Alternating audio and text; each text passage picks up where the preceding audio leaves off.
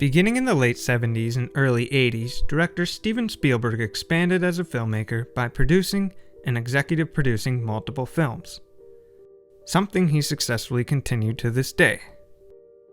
While known to be extremely supportive in these roles, helping to cultivate such talents as Robert Zemeckis and Joe Dante, there's one film on which Spielberg's role has been put in question. In 1979, Spielberg was developing a science fiction project known as Night Skies. When offered the job of directing the picture, horror director Tobe Hooper declined, instead pitching a supernatural ghost story. Hooper had recently discovered Robert Wise's research book for his 1963 film The Haunting, having just moved into Wise's old office. This book, along with the pair's mutual love of Wise's film, led to the development of Poltergeist. While shooting Raiders of the Lost Ark in 1980, Spielberg wrote a treatment under the working title Nighttime, with Hooper contributing ideas by mail. Sometime after, Spielberg hired screenwriters Mark Victor and Michael Gray, but, unhappy with their draft, rewrote it himself, retitling the film Poltergeist. From there, things begin to get murky. While Hooper has made claims that he created half of the storyboards, accounts from Spielberg, as well as the film's co-producer Frank Marshall, state that Spielberg designed every storyboard himself. Although professional storyboard artists were used, over a dozen rough pages drawn by Spielberg exist, matching the composition and editing of shots in the final film.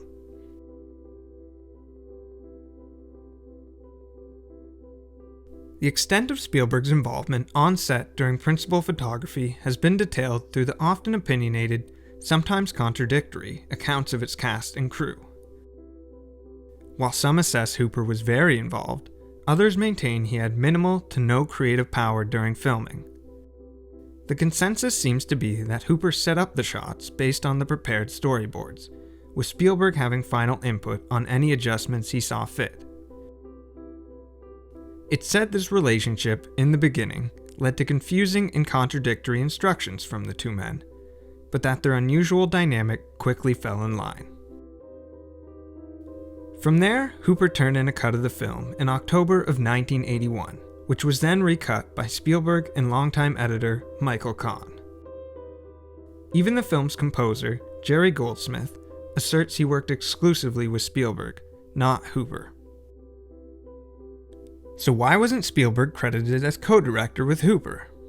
Well, Spielberg's contract with Universal Studios prevented him from directing any other pictures while preparing E.T. However, MGM wasn't shy about advertising such a bankable name as Spielberg in their promotion of the film. In fact, Time and Newsweek both dubbed the summer of 1982 the Spielberg Summer, with both films being released a week apart. In an interview, Spielberg wasn't originally shy to discuss his involvement either. Tobe isn't what you'd call a take charge sort of guy. If a question was asked and an answer wasn't immediately forthcoming, I'd jump up and say what we could do. Tobe would nod agreement, and that became the process of collaboration. Published before the film's release, this article gave fuel to already circulating rumors, causing the Directors Guild of America to investigate the film's production. By their rules, no crew member, including producers, can replace a director on a production. 2 days before the film's release, Spielberg apologized for his comments in a letter printed in The Hollywood Reporter and Variety, explaining the press had misunderstood the relationship the two filmmakers had had. Spielberg's control over the film isn't unheard of. His close friend, George Lucas, functioned similarly with directors on the original 2 Star Wars sequels. Less than 2 years after Poltergeist's release, Spielberg was in a similar situation, executive producing and writing the story for The Goonies, this time having a more amicable relationship with the film's director, Richard Donner. So did Spielberg direct Poltergeist? Yes, but so did Tobe Hooper. While Spielberg's creative efforts as producer spilled over into other roles, Hooper was on set every day of filming, and is said to have given, well, direction. And his work, however minimal, can't be disregarded. However, looking at both filmmakers' work, it's easy to see that Spielberg was the creative force behind the picture. Many of his classic traits are found in Poltergeist. A middle-class family, with 3 children, living in a suburban neighborhood, experiencing something fantastical. And let's not forget the trademark Spielberg face, or his famous long-take oneers.